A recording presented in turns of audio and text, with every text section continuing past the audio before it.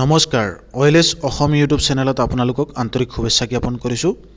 মৰমৰ প্ৰিয় ভিউৱাৰ্ছসকল, আজি এটা বহুতো ইম্পৰ্টেণ্ট আৰু গুৰুত্বপূৰ্ণ ভিডিঅ' লৈ আহিছোঁ আৰু মোলৈ কমেণ্ট কৰিছিল বাবুল বৰদলৈ।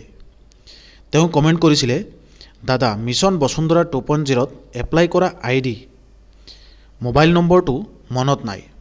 মোৰ দুটা মোবাইল নম্বৰত আইডি আছে, কিন্তু ৰিএপ্লাই কৰিবলৈ মোৰ আইডিত এপ্লিকেশ্যন নম্বৰ সাৰ্চ কৰি কেছটো পোৱা নাই, কি কৰিম এতিয়া? বহুত বহুত ধন্যবাদ আপুনি এই কুৱেশ্যনটো কৰাৰ কাৰণে।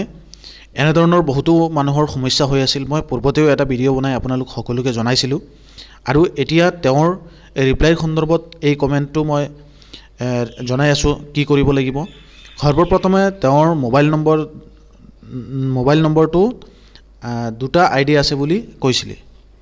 দুটা মোবাইল নম্বৰত আইডি আছে, ঠিক আছে। এতিয়া ৰিএপ্লাই কৰিবলৈ তেওঁৰ আইডিত যদি তেওঁ বিচাৰি নাপায়, তেনে ক্ষেত্ৰত তেওঁ যিখন আধাৰ কাৰ্ড দি বা যিটো পেন কাৰ্ড দি পেলাই তেওঁ আপুনি মানে এই কামখিনি কৰিছিলে, সেইটো সেৱা সেতু পৰ্টেলত গৈ সেল্ফ ৰেজিষ্ট্ৰেশ্যন কৰি ল'ব। সেল্ফ ৰেজিষ্ট্ৰেশ্যন কৰি আপুনি তাৰ পৰা আইডি ট্ৰানজেকশ্যন ডিটেইলছত গ'লে পাই যাব। আৰু যদি আপোনাৰ হাতত এপ্লিকেশ্যনৰ ৰিচিপ্ট কেইখন আছে, এপ্লিকেশ্যন আইডি নম্বৰটো আছে, তেতিয়াহ'লে আপুনি যিকোনো সেৱা সেতু পৰ্টেলৰ চিটিজেন লগিনত ৰিকভাৰ এপ্লিকেশ্যন আছে, তাতে ৰিকভাৰ্ড এপ্লিকেশ্যনত আপুনি এপ্লিকেশ্যনৰ নম্বৰটো এণ্টাৰ কৰিব। এণ্টাৰ কৰি ৰিকভাৰ্ড নাওত ক্লিক কৰিব। তাত আপোনাৰ দুটা অপশ্যন আহিব।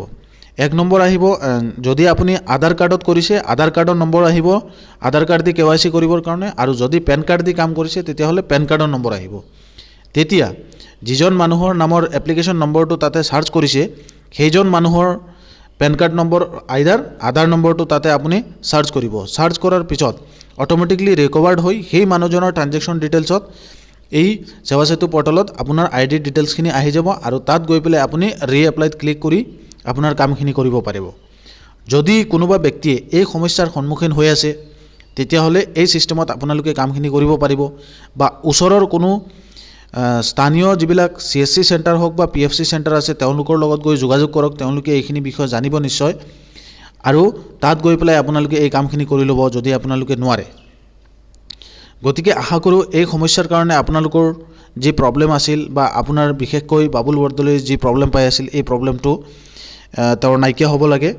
আৰু মই আপোনাৰ কমেণ্টৰ ৰিপ্লাইৰ সন্দৰ্ভত সোনকালে ভিডিঅ'টো বনাই দিছোঁ।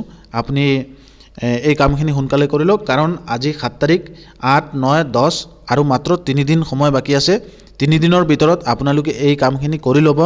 যোনে যোনে কৰা নাই, মিছন বসুন্ধৰাৰ এপ্লিকেশ্যন যোনে যোনে ছাবমিট কৰিব পৰা নাই, এইটো কাৰণত মই আপোনালোকক এই ভিডিঅ'ৰ যোগেদি জনাবলৈ চেষ্টা কৰিছোঁ।